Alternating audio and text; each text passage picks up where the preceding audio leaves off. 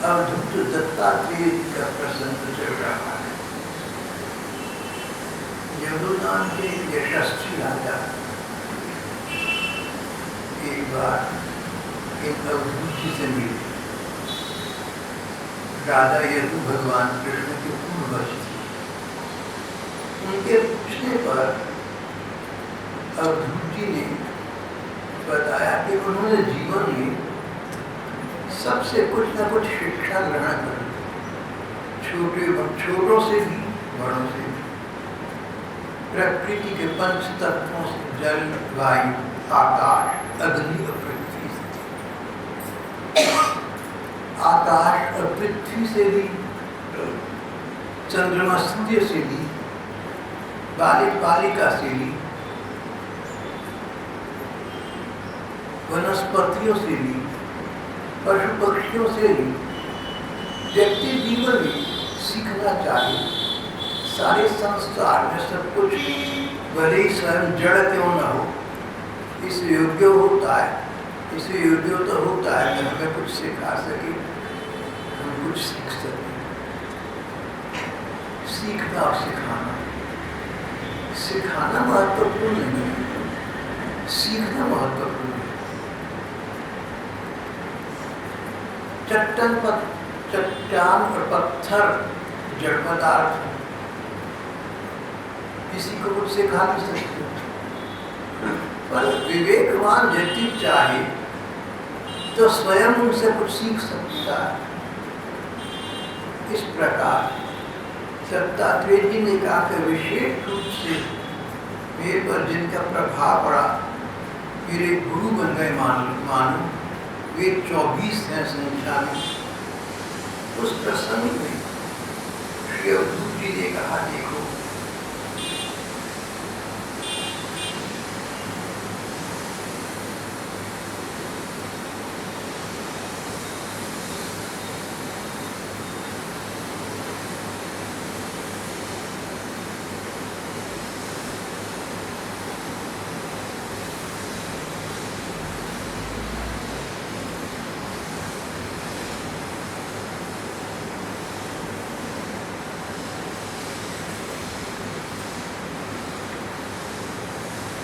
देखो, मैंने छोटे बच्चों तक से बहुत सीखा।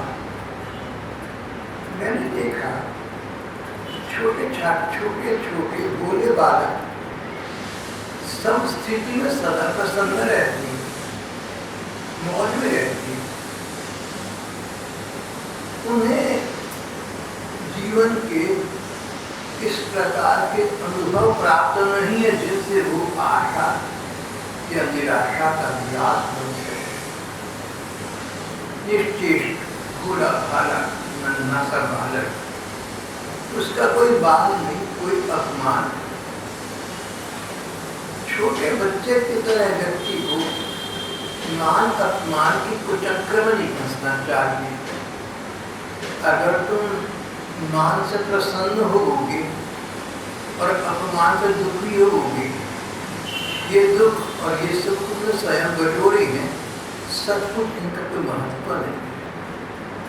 व्यक्ति को मान अपमान में समान रहना चाहिए, अपने कर्तव्य पर दृष्टि रखनी चाहिए, अपने कर्तव्य पर सीधा सीधा चलना चाहिए।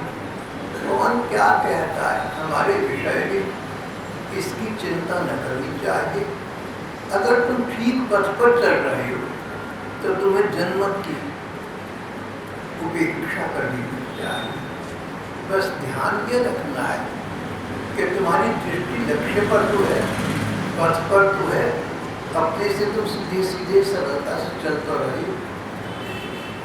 अगर मान अपमान के कुचक्र में फंसोगे तो तुम्हारी जो साधना है, तुम्हारा जो पथ है, तुम्हारा जो श्रम परिश्रम का मार्ग है, उस पर बाधा पड़ जाएगी। मान में समान रहने का प्रयत्न।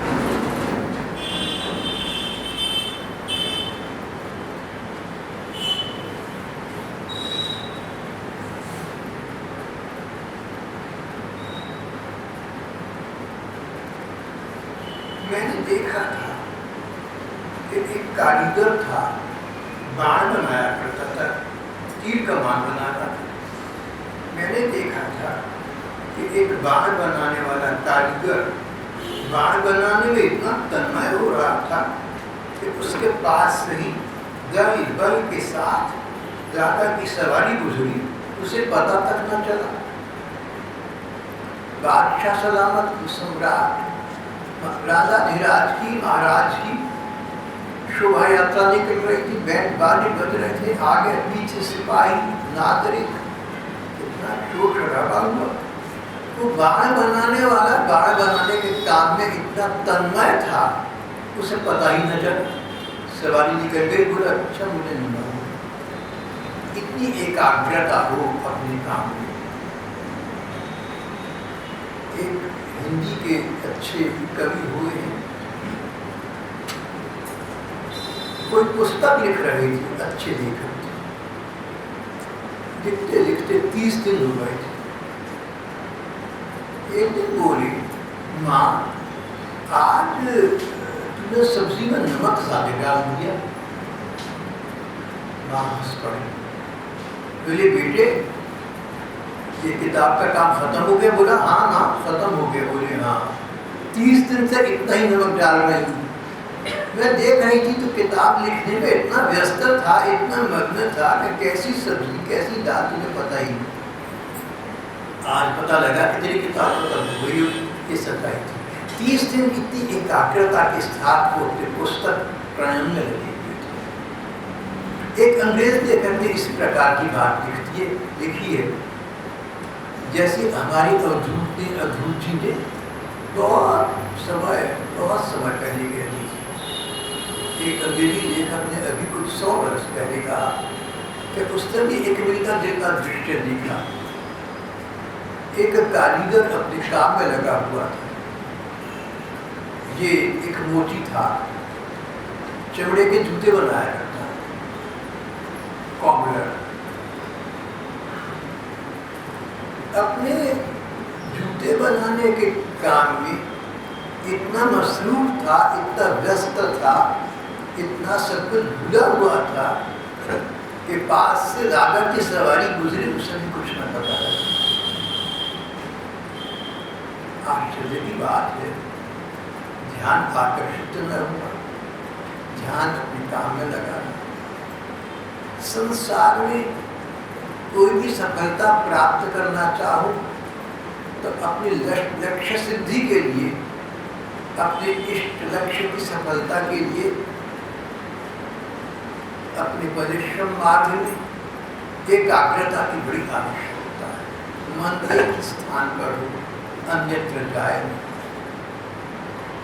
विशेषतः जो लोग भगवत प्राप्ति की साधना में लगे, भगवान को पाना चाहते हैं, उन्होंने जो संसार के लोगों से कहीं अधिक भगवान के भजन में इतनी एकाग्रता चाहिए, इतनी तन्मयता चाहिए कि उन्हें संसार में क्या हो रहा है, कौन क्या कर रहा है, इसकी चिंता न हो, इसका विचार न हो, इसका पता ही न चले।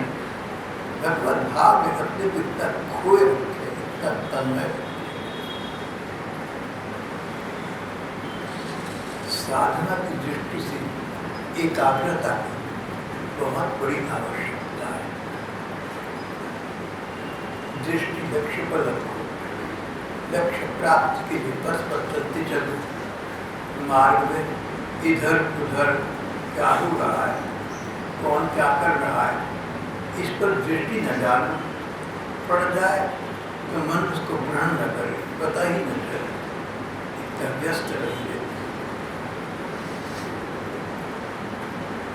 एकाग्रता की अनिवार्यता है सब स्थलों पर।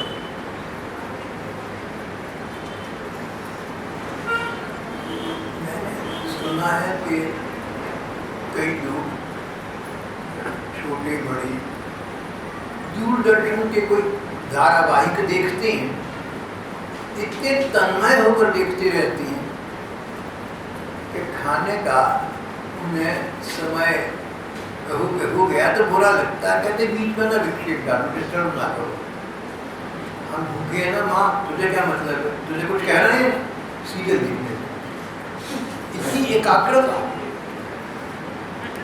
तो संसार में हमारा मन जहाँ लगता है वहाँ मन एकाग्र होता है। भगवान का मन न लगता हो तो एकाग्र करने का, लगाने का प्रयत्न करना चाहिए। प्रयत्न करते करते धीरे धीरे सफलता प्राप्त हो जाती है। कोशिश में कशिश है, ऐसा हमारे मुस्लिम ग्रंथों में कहा है। कोशिश में कशिश, प्रयत्न तुम करो, सार्थक भगवान करेंगे।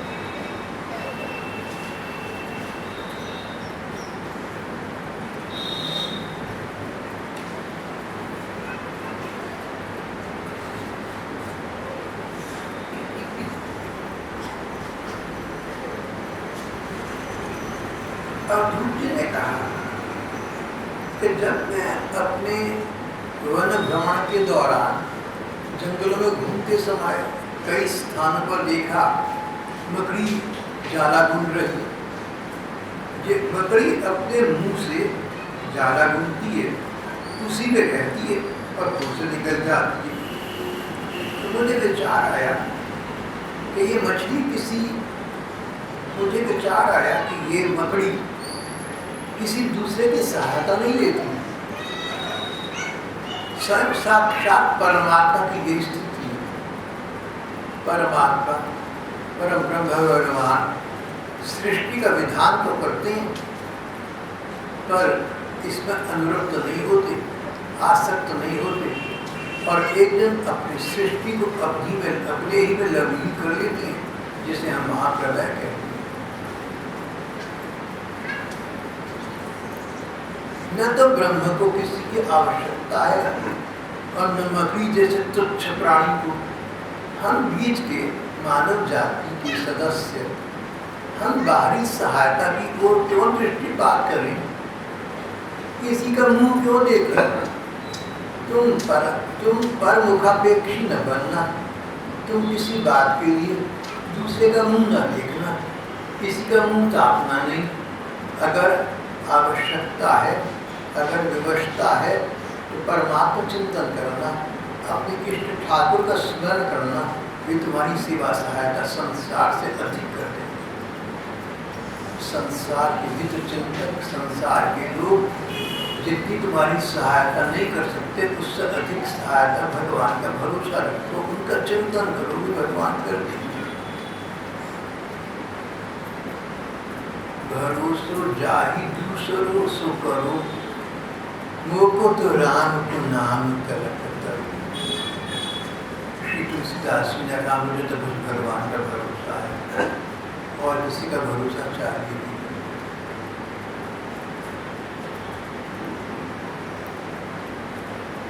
अपना भरोसा रखेंगे तो भगवान के स्थान पर शांत रहेंगे। एकमात्र अनन्यता के साथ उनका भरोसा रखेंगे तो वो सहायता करने दौड़े आएंगे। बाह्य सहायता की आवश्यकता मत समझो, अपने आप में अपने सहाय स्वयं बनो, भगवान तुम्हारे साथ देंगे।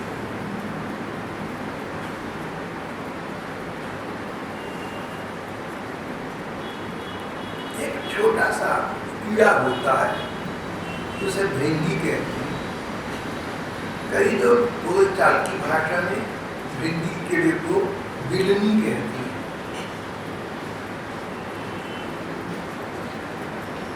ये भृंगी कीड़ा एक दूसरे कीड़े को ले जाकर दीवार पर अपने रहने की जगह बंद कर देता है। बंद कीड़ा भय से उसी का चिंतन करते करते अपने पहले शरीर को त्याग किए बिना ही उसी के शरीर जैसा हो जाता है। उसका मुंह वैसा बन जाता है जैसा फंसाने वाले कीड़े का था। ऐसा ध्रुव जी ने कहीं देखा, सोचा कि जिसका चिंतन करें ना, चाहे बैर से करें, बुराई से करें, हमारी शक्ल वैसी बनती जाती है। अगर हम भगवान का चिंतन करें तो हमारा भगवत भाव जागृत होगा। चिंतनीय सदा हरि, चिंतन करना, भगवान का करना। संसार है, अपने स्थान पर ये महत्वपूर्ण भी है, बस केवल वर्तमान में है।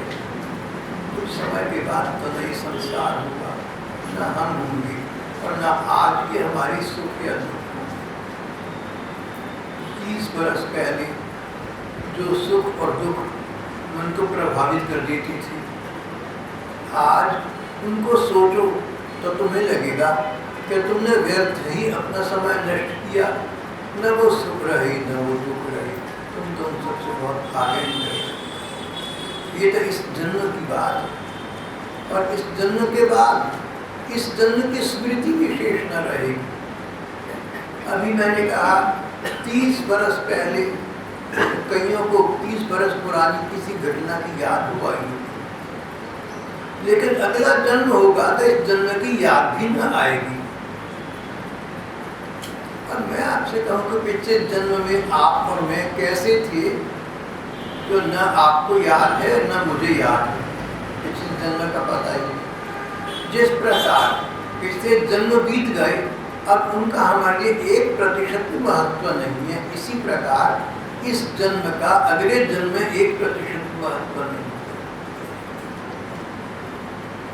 श्री अवधूत जी ने कहा कि हमें इस प्रकार अपने मन को समझा लेना चाहिए कि हम विचार करें, चिंतन करें, सोचें कि भगवान के विषय में।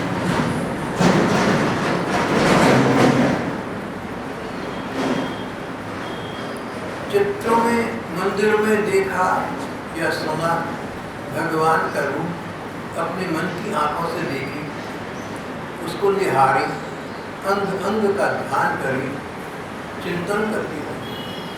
भगवान के रूप पर चिंतन करें, भगवान के भक्तों की लीलाओं पर चिंतन करें, भक्त लीलाओं से कुछ शिक्षा ग्रहण करें, उनका मनन करें, तो वर्तमान में मन शांत होगा और अनंत जीवन में सहाय होगा। विवेकवान व्यक्ति को चाहिए कि वर्तमान जगत को, वर्तमान जन्म को प्रधानता न दे। जब इसका विचार आए तो सोचो कि 30 साल 40 साल के बाद क्या होगा, पता नहीं हम होंगे या नहीं, और एक द्वितीय संसार भी न रहेगा। विवेकवान व्यक्ति इस प्रकार का विचार करके अपने को शांत रख सकता है।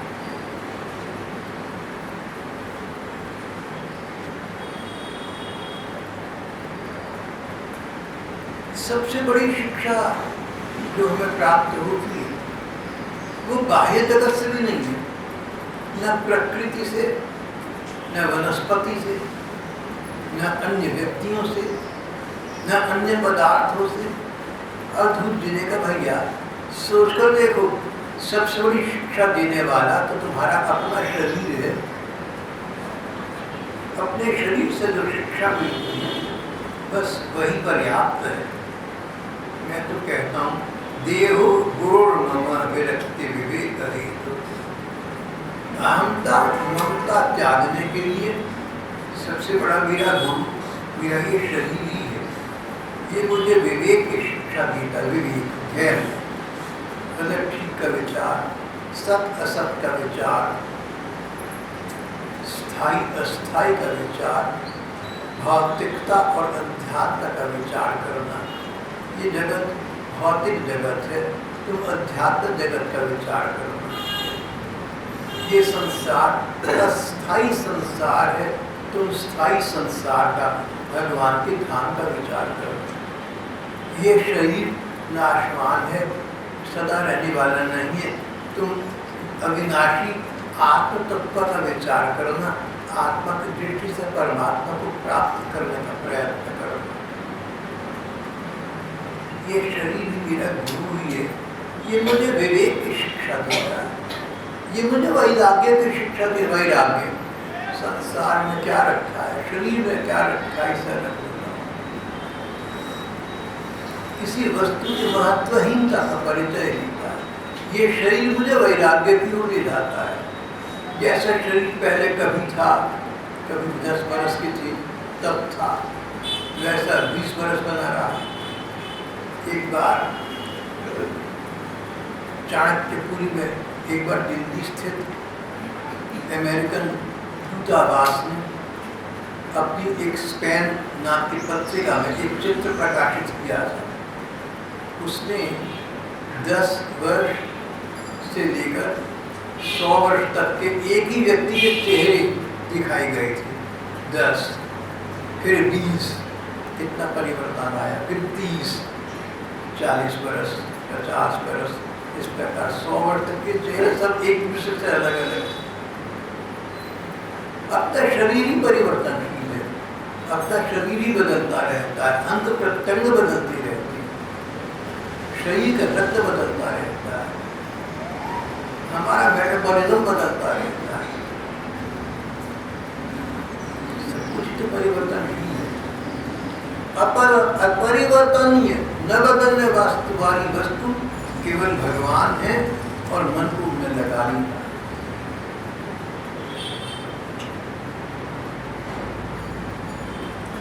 लॉर्ड बायरन ने अंग्रेजी के अपनी एक लंबी कविता में कहा, दी ओशन, कि जब से संसार बना तब से लेकर आज तक इस पृथ्वी पर अगर कोई वस्तु लगातार बनी रही है तो महासागर है, जैसा था वैसा है। यो अब के वैज्ञानिकों ने कहा है कि महासागर की सीमाओं में भी परिवर्तन आती रहती है।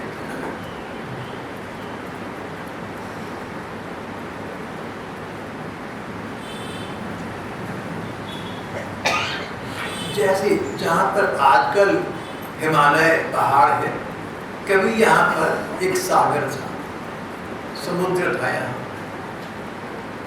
आज हिमालय पर्वत, हम हिमालय पर्वत को अडिग मानते, पर्वत को हिला करता है, पत्थर जहाँ पड़ा है, और हिमालय पर्वत कितना लंबा सभी जानते हैं। ये हिमालय पर्वत धीरे धीरे क्षण क्षण में ये भी परिवर्तित हो रहा है।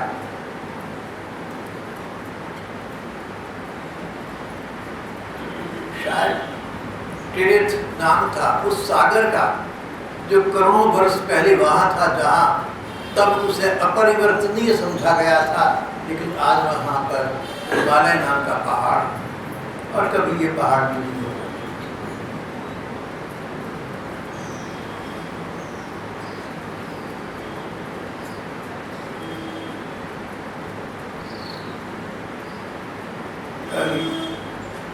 भाई बहन बता रहे थे, कोई कार्यक्रम टेलीविजन पर आ रहा है जिसमें अलग अलग देशों के बच्चे या कलाकार किसी प्रतियोगिता में भाग ले रहे हैं। बांग्लादेशी हैं, भारतीय हैं, पाकिस्तानी हैं। मैंने अपने मन में सोचा, 47 में सब एक ही देश के थे, अंतर्राष्ट्रीय नहीं थे, सब राष्ट्रीय थे। अब ये तीनों अंतर्राष्ट्रीय कहलाते हैं। समय के अनुसार परिवर्तन तो आते हैं, परिवर्तनों को हम परिवर्तित नहीं कर सकते। अपरिवर्तनीय अगर कुछ है जिसको बदल नहीं सकते हम, अगर कुछ अपरिवर्तनीय है तो परिवर्तन है, और जिसका हल नहीं है उसको सहन करके समाप्त कर देना चाहिए। साथ में भगवत चिंतन करना चाहिए, भगवत चिंतन से सहन शक्ति आती है। और धूजी ने कहा, सबसे बड़ी शिक्षा देने वाला तो देहो गुरु, ये मेरा देह ही मेरा गुरु बना हुआ है। मरना जीना इसके साथ लगा रहता है। इस शरीर को पकड़ रखने का फल ये कि दुख पर दुख भोगते जाओ। इस शरीर का लाभ है तत्व विचार में तन्मयता। इस शरीर के रहते रहते इसका लाभ उठाना हो तो तत्व विचार कर सको, सत्य वस्तु क्या है, भगवान। उनको पाने का क्या उपाय है, अभी से मन को उनमें लगाना। बस इतना इस शरीर का लाभ है, जो चाहे सो उठा सकता है।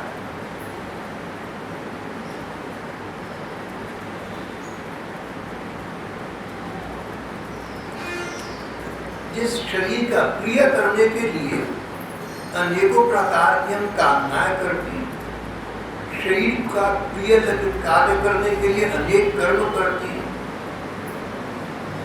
पत्नी, संतान, धन, दौलत, हाथी, घोड़े, नौकर, चाकर, घर द्वार, भाई, बंधु, इन सब का विस्तार करती हैं, उनके पालन पोषण में लगे रहते हैं, बड़ी बड़ी कठिनाइयां सहकर धन संचय करते हैं।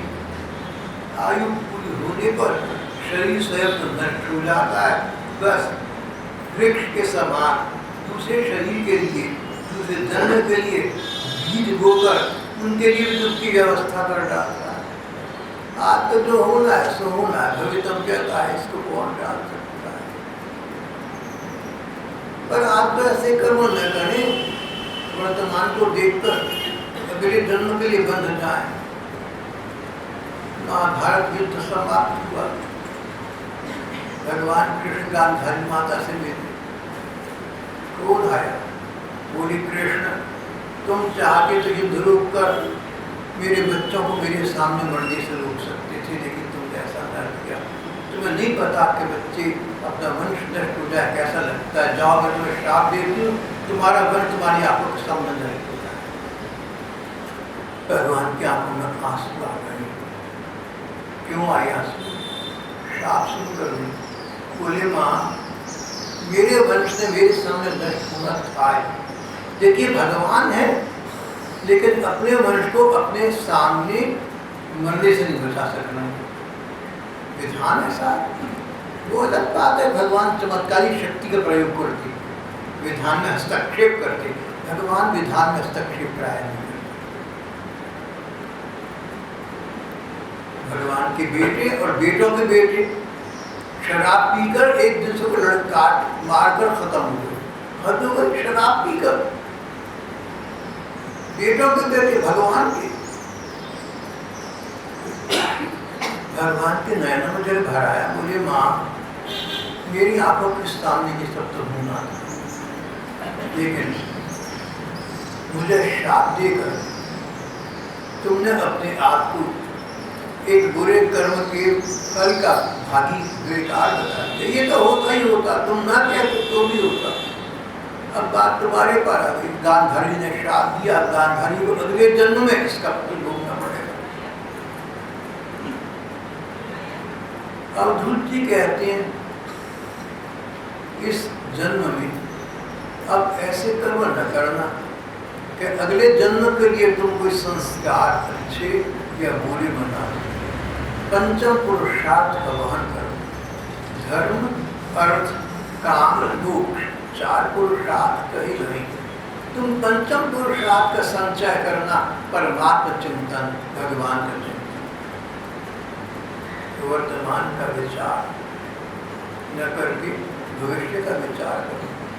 अब तो जो है सो है, उस पर तो बस नहीं, लेकिन अब भगवत चिंतन करके भविष्य को हम सुंदर और सुप्रसन्न बना सकते हैं। शरीर के अंग हैं अपने, वही हमें कष्ट देती। आँख, कान, नाक, मुंह, जिह्वा, त्वचा सब अपने अपने विषयों की ओर हमें आकर्षित करते हैं। जब हम संसार के सुख भोगों की ओर आकर्षित होते हैं तो हमसे अच्छे बुरे कर्म होते हैं, उनका फल अगले जन्म में भोगना होता है। इस प्रकार जन्म और मृत्यु का एक क्रम चलता रहता है।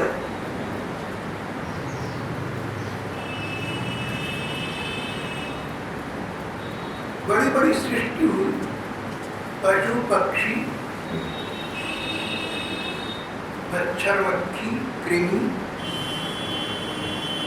अनेक प्रकार की दुनिया बनी, परंतु भगवान को उनसे संतोष न हुआ। तब उन्होंने मानव शरीर की रचना की। मानव शरीर ऐसी बुद्धि से युक्त है। मनुष्य के शरीर में बुद्धि नाम का, मस्तिष्क नाम का एक एडिशनल अंग दिया गया, एक विशेष अंग दिया गया। ऐसी बुद्धि से युक्त है जो ब्रह्म का साक्षात्कार है। तुम तो संसार के सुखों के पीछे भागते हो ना, भगवत चिंतन से तुम भगवत साक्षात का नित्य सुख मिल सकता है। संसार में जिन सुखों को हमने भोगा है जिनमें हम खोए हैं, जिनसे विलग नहीं होना चाहते। जब ऐसे ऐसे सुख संसार में हमारे अपने जीवन में है जो हमें अच्छे लगते हैं इतने कि उनके पीछे हम अन्यों को भूल जाते हैं, तो सोचो ब्रह्मानंद में भगवान के प्रेम में कितना अधिक सुख होगा, उसकी प्राप्ति हो सकती है। ये मानव जीवन, ये शरीर ऐसा है, इस शरीर को समय ने गुरु में डाल दिया। ब्रह्मा अवलोक दिशणम बुधमापदेव, ये पंक्ति बहुत मुजब है। भगवान ने मनुष्य शरीर की सृष्टि की, ये ऐसी बुद्धि से युक्त है जो ब्रह्म का साक्षात्कार कर सकती है। इसकी रचना करके भगवान बड़े आनंदित हुए।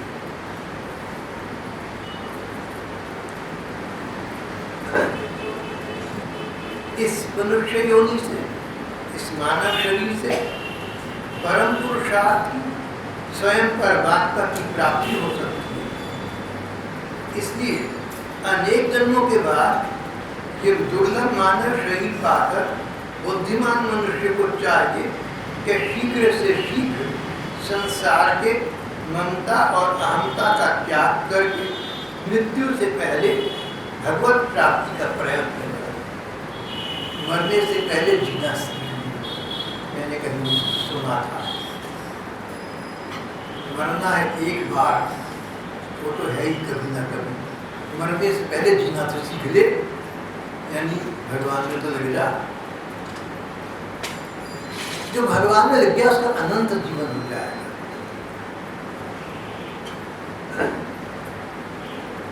गोपियाँ थी भगवान की भक्त 5,500 बरस पहले। अब उस जन्म में जब गोपिकाओं का हुआ 5,500 बरस पहले, गोपियाँ समाप्त हो गई, मर गई होगी। लेकिन सच बात ये कि वे गोपियाँ आज भी जीवित हैं, अमर हैं। मरने का मतलब इस भौतिक शरीर से मुक्ति पाना, इस झूठे शरीर से मुक्ति पाना और सच्चे शरीर में ग्रहण कर लेना, आत्मसंत स्थित हो जाना, भगवान के साथ उनके नित्य लीला में नित्य स्थान प्राप्त कर लेना। गोपिकाएं मरी नहीं, गोपिकाएं तो आज भी अमर है। अब गोपिकाएं तो 5,500 वर्ष पुरानी बात हो गई। चैतन्य महाप्रभु से 500 वर्ष पहले, मीरा जी लगभग 400 वर्ष पहले हो, सब अमर हो गए। एक बार किसी महापुरुष की जीवनी छपी थी जिसके अंत में लिखा था, भाव था कि वो इतने सन में मर गए।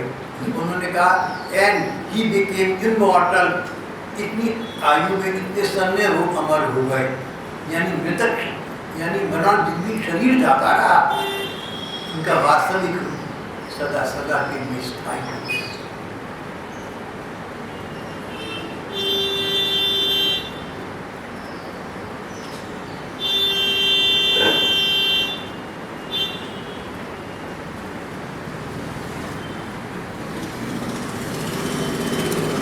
अवधूत जी ने सन्यासियों के लिए भी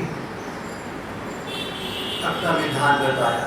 सन्यासी, जो व्यक्ति संसार के साधारण धर्म से ऊंचा उठना चाहे, घर गृहस्थी इत्यादि से रुपए पैसे के मुँह से अलग रहना चाहे, उसको संन्यास ग्रहण करने की आज्ञा है। संन्यास ग्रहण करना सबके लिए नहीं। संन्यास का मतलब भगवान पर इतना भरोसा कि अपने पास शरीर के अतिरिक्त कुछ ना रखे। वेद कहते हैं, ग्रंथ कहते हैं कि जब भगवान पर इतना भरोसा हो जाए कि तुम अपने पास शरीर के अलावा कुछ न रखो, तब संन्यास लेना। मर्यादा दृष्टि से गिरवा कपड़ा डाल लिया, तो मुंडू हाथ में उठा लिया, खटपट पहन। संन्यास धर्म का आश्रय लेना चाहिए उन लोगों को जिनका मनोनिर्माण इस स्तर को प्राप्त कर चुका। सन्यासी कहीं भी रहे, बिना इच्छा के, बिना प्रयत्न के, जहाँ पड़ा है वहाँ सुखी रहे। याद रखे कि सुख दुख पूर्ण कर्मों के अनुसार मिलते हैं, बिना मांगे बिना चाहे अपने आप रूखा सूखा मीठा खट्टा अधिक थोड़ा जो मिल जाए अजगर के समान उसे पाकर उसे खाकर अपना जीवन निर्वाह कर दे और उदासीन रहे।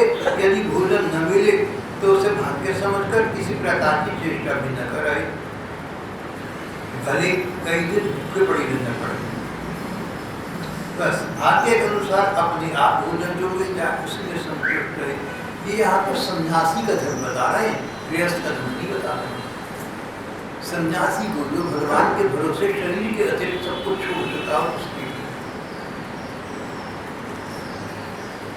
अगर आज तक कोई सन्यासी हो तो उनको श्रीमद् भागवत से शिक्षा लेनी चाहिए।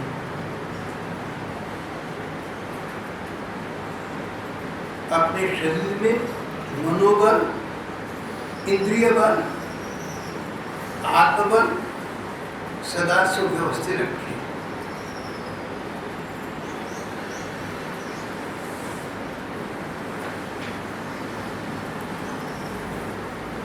सन्यासी को चाहिए कि गृहस्थों को किसी प्रकार का कष्ट न दे। जैसे भौरा करता है ना, अलग अलग फूल से उसका सुवास ग्रहण कर देता है, सन्यासी को चाहिए अलग अलग घर से थोड़ी थोड़ी भिक्षा दो चार टुकड़े ले ले उसका निर्वाह कर।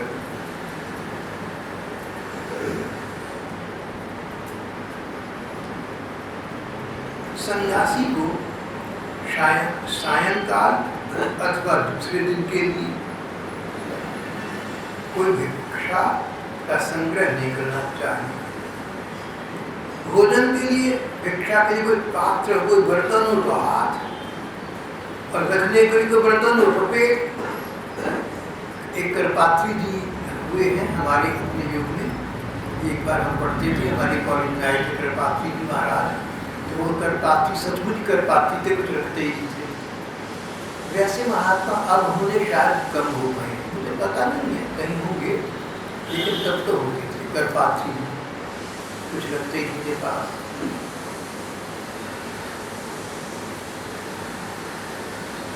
मुझे यही सोचकर बड़ा सुख मिलता है कि मैं पता नहीं क्यों मेरा उनके प्रति आकर्षण में भागा गया। भीड़ को छेद तक खींचता हुआ, कहीं को नाराज करता, धक्का मुक्की करता हुआ महाराज जी के पार्टी जी के पास पहुंचा। संताचार तो आता नहीं था, बस हाथ जोड़े और उन्होंने मेरे कंधे पर हाथ रखा, मुस्कुरा कर कुछ अच्छी बात कही, सुखी रहो। जब मैं ये बात सोचता हूँ मुझे बहुत सोचकर अच्छा लगता है कि कृपात्री महाराज जी ने मुझे कंधे पर हाथ रखकर आशीर्वाद दिया था।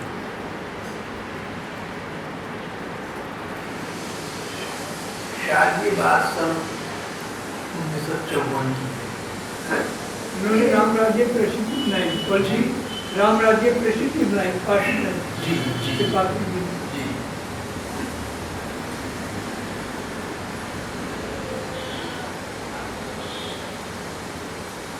सन्यासियों को चाहिए कि महिलाओं के स्पर्श में ना आए, कभी पाप से भी लकड़ी की बनी हुई किसी महिला का स्पर्श न करें, नहीं तो वचन की संभावना है।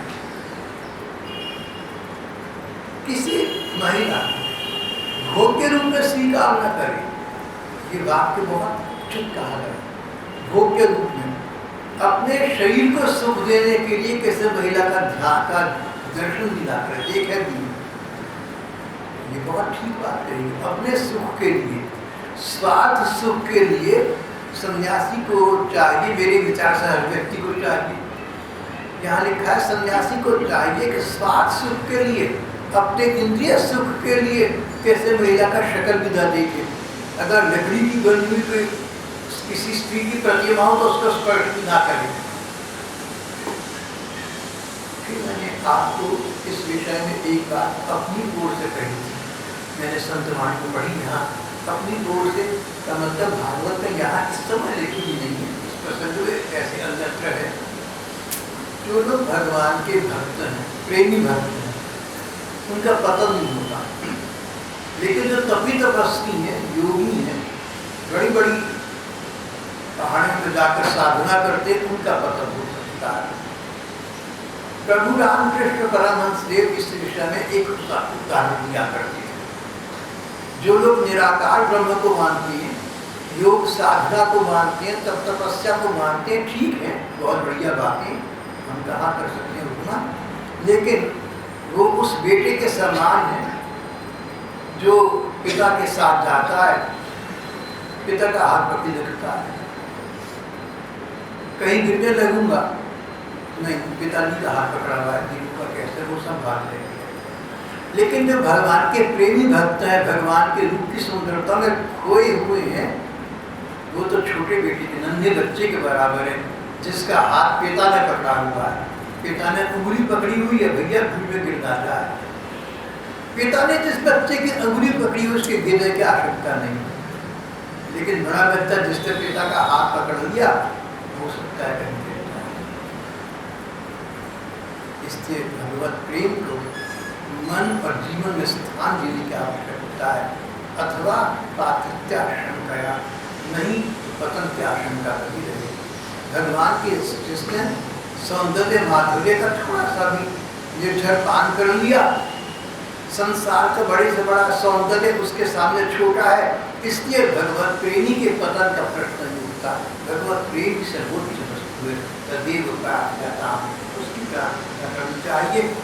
महाराज जी कहते हैं कि इस प्रकार अद्भुत जी ने शिक्षा दी, और ऐसी शिक्षा दी कि इसको सुनकर जिन राजा यदु को शिक्षा दी थी, उनका मन संसार से विरक्त होकर सचमुच भगवान में लग गया।